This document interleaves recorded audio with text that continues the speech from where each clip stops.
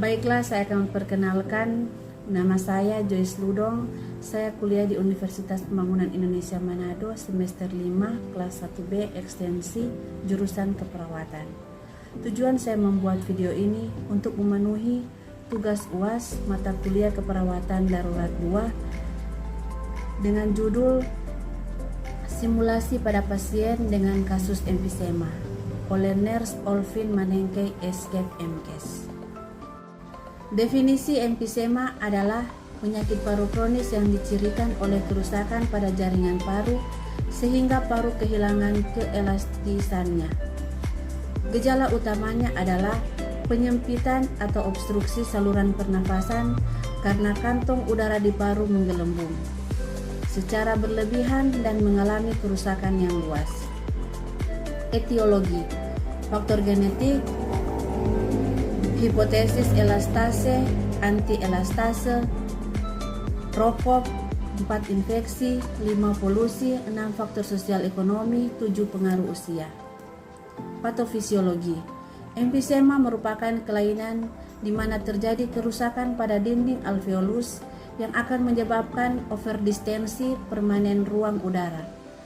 Perjalanan udara akan terganggu akibat dari perubahan ini. Kerja nafas meningkat dikarenakan terjadi kekurangan fungsi jaringan paru-paru untuk melakukan pertukaran O2 dan CO2.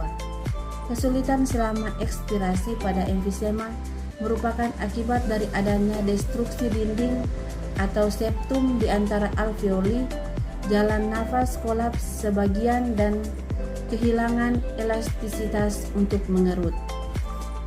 Pada saat alveoli dan septum kolaps, udara akan tertahan di antara ruang alveolus yang disebut bleps dan di antara parenkim paru-paru yang disebut bullae. Proses ini akan menyebabkan peningkatan ventilatori pada diastase atau area yang tidak mengalami pertukaran gas atau darah. 4. Penata laksanaan.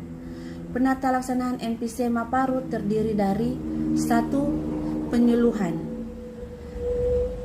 menerangkan pada pasien hal-hal yang dapat memperberat penyakit, hal-hal yang harus dihindarkan, dan bagaimana cara pengobatan dengan baik. 2. Pencegahan. A. Merokok. Merokok harus dihentikan meskipun sukar. Penyuluhan dan usaha yang optimal harus dilakukan. B. Menghindari lingkungan polusi.